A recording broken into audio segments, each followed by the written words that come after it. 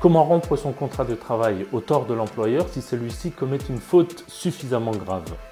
Chacun sait qu'un salarié peut être licencié s'il commet une faute. De la même manière, savez-vous qu'il est possible pour un salarié de quitter l'entreprise au tort de l'employeur sans avoir besoin de démissionner? Le droit français permet en effet à un salarié victime d'une faute suffisamment grave de la part de son employeur, de quitter son entreprise sans avoir besoin de démissionner car la démission ne lui octroie aucun bénéfice. Pas d'indemnité de licenciement, pas de dommages et intérêts et même impossibilité d'obtenir des allocations chômage. Ce sont ces dispositifs qui permettent aux salariés de quitter l'entreprise au tort de l'employeur que je vais vous décrire dans cette vidéo. Allez, on y va.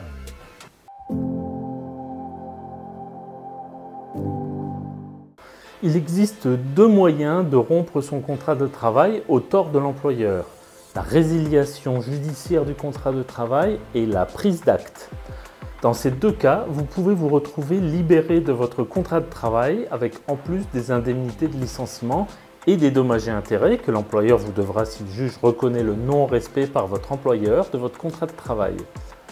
Commençons par un petit rappel concernant la démission. Tout salarié a toujours la possibilité de démissionner de son emploi, c'est un droit. Mais une démission ne donne droit à presque rien. Pas d'indemnité de départ, à part le paiement des jours de congé non pris, et pas de droit non plus aux allocations chômage, sauf dans des cas très spécifiques qui dépassent de loin le cadre de cette vidéo. Donc lorsqu'on démissionne, il est préférable d'avoir déjà un point de chute.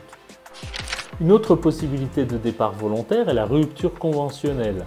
C'est une démarche négociée entre le salarié et l'employeur qui a à peu près le même effet qu'un licenciement. Le salarié touche au minimum les indemnités légales de licenciement et il a droit aux allocations chômage, mais après une période de carence qui peut aller jusqu'à 5 mois. Et 5 mois sans aucune allocation, c'est long. Donc la rupture conventionnelle n'est pas si favorable que ça. En plus, il faut que l'employeur soit d'accord. Non, là je vous parle d'une situation suffisamment tendue entre le salarié et l'employeur et où l'employeur n'attend que ça, que le salarié démissionne, car cela ne lui coûtera rien. Et maintenant, imaginons que l'employeur n'ait pas respecté ses obligations. Par exemple, il n'a pas respecté son obligation de garantir la sécurité du salarié. Ou alors, cela fait 3 mois qu'il ne l'a pas payé, et cela sans raison. Ou alors il l'empêche de prendre ses congés, ou alors il ne respecte pas les accords qu'il a signés en ne payant pas les frais de déplacement du salarié qui doit donc faire ses déplacements professionnels à ses frais, ou alors il refuse de reconnaître le harcèlement sexuel que subit une salariée qui alerte depuis 2 semaines, etc., etc. On le voit, on peut imaginer de nombreux cas de faute de la part de l'employeur, mais pour pouvoir rompre son contrat de travail au tort de l'employeur, il faut que la faute soit suffisamment grave. Que faire dans ce cas si on n'a pas envie de démissionner et si l'employeur ne souhaite pas négocier une rupture conventionnelle? La prise d'acte et la résiliation judiciaire du contrat de travail sont les deux solutions possibles. Dans les deux cas, il s'agit d'aller devant le tribunal des prud'hommes et je vous conseille dans ce cas de vous adjoindre les services d'un avocat. La prise d'acte s'appelle comme cela car le salarié prend acte que l'employeur ne respecte pas ses obligations. Le salarié quitte donc l'entreprise, c'est-à-dire qu'il rompt son contrat de travail de manière unilatérale et il saisit ensuite le bureau de jugement du Conseil des prud'hommes pour que celui-ci confirme judiciairement la faute de l'employeur. Le Conseil des prud'hommes doit statuer dans un délai d'1 mois. Évidemment, il faut que cette faute soit suffisamment grave. Si le tribunal donne raison au salarié, alors cette prise d'acte a le même effet qu'un licenciement sans cause réelle et sérieuse. Le salarié touche les indemnités de licenciement et des dommages et intérêts pour licenciement abusif. Et bien évidemment, il aura droit aux allocations chômage comme s'il avait été licencié.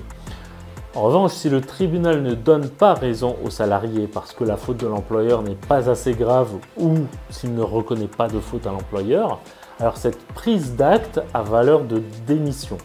Dans ce cas, le salarié peut toujours faire appel de cette décision et ce sera alors à la cour d'appel qui rejugera l'affaire. Dans tous les cas, je vous conseille de vous adjoindre les services d'un avocat en droit du travail pour mettre toutes les chances de votre côté.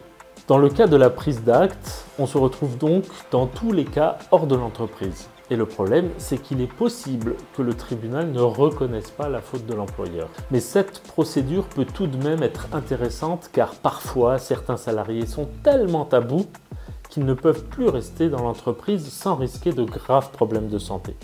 La prise d'acte est faite pour ce genre de situation.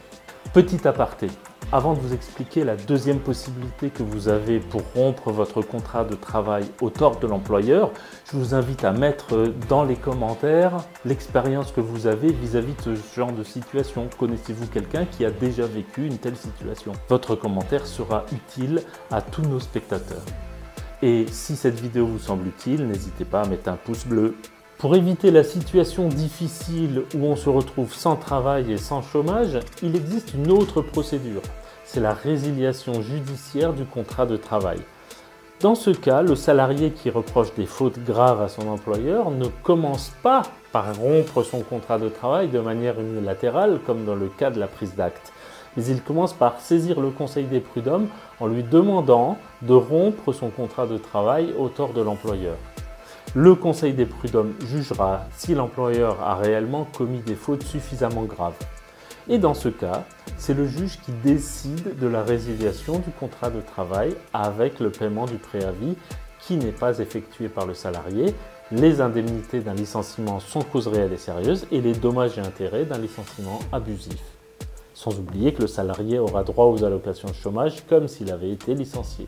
L'avantage de cette résiliation judiciaire du contrat de travail, c'est bien sûr qu'on reste dans l'entreprise et si le tribunal ne donne pas raison au salarié, alors le contrat de travail se poursuit normalement. Maintenant que vous connaissez les différentes façons de licencier votre employeur, j'espère que vous vous sentez armé pour vous faire mieux respecter au travail.